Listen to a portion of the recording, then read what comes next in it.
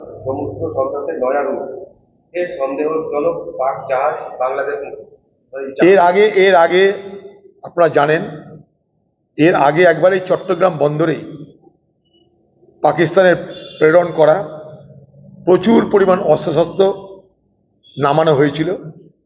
সেখানকার সেনাবাহিনী সেই অস্ত্রশস্ত্রকে গ্রেপ্তার করেছিল। প্রায় প্রচুর ট্রাক সেই ট্রাক অস্ত্র যাচ্ছিল কোথায়? উত্তর পূর্ব ভারতে।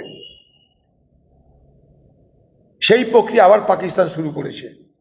পাকিস্তানের প্রধানমন্ত্রীর সঙ্গে ইউনূসের কায়রোতে দেখা হচ্ছে, আলোচনা হচ্ছে। আবার পাকিস্তানের সঙ্গে যোগাযোগ তাদের সখ্যতা তাদের বেড়ে চলেছে। জয় বাংলা স্লোগান মুছে দেওয়া হচ্ছে। আগামী দিনে বাংলাদেশের যে ন্যাশনাল অ্যান্থেম, জাতীয় সঙ্গীত, সেটাও দেখবেন মুছে দেওয়া হবে। কবিগুরুর নাম মুছে দেওয়া হবে। বাংলাদেশের জাতীয় সঙ্গীত কবিগুরুর লেখা, সেটাও মুছে দেওয়া হবে। জয় বাংলা মুছে দেওয়া হচ্ছে এবং নতুন করে পাকিস্তানের সেখানটায় অনুপ্রবেশ, এবং পাকিস্তানের সঙ্গে সঙ্গে চীন, তারা তাদের সেখানটায় প্রভাব প্রতিপত্তি বাড়াবে। কারণ ভারতবর্ষকে যত বেশি করে ঘেরাওবন্দি করা যাবে, সারাউন্ড করা যাবে, তত বেশি করে চীনের স্ট্র্যাটেজিক অর্থাৎ সামরিক দিক থেকে, নিরাপত্তার দিক থেকে তাদের আরো সুবিধা হবে। আপনারা জানেন চীনের সঙ্গে পাকিস্তানের সম্পর্কটা অনেক গভীর।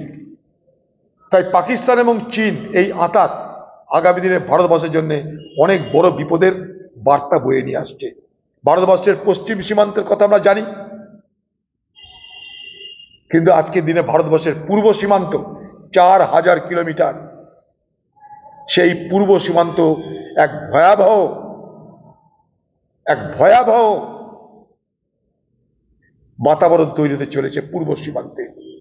অর্থাৎ ভারতবর্ষ পশ্চিমে, ভারতবর্ষ পূর্বে ঘেরাউড হয়ে যাচ্ছে। এটাই চীনের পলিসি, যে ভারতবর্ষকে ঘেরাও করো। রানাঘাট থানার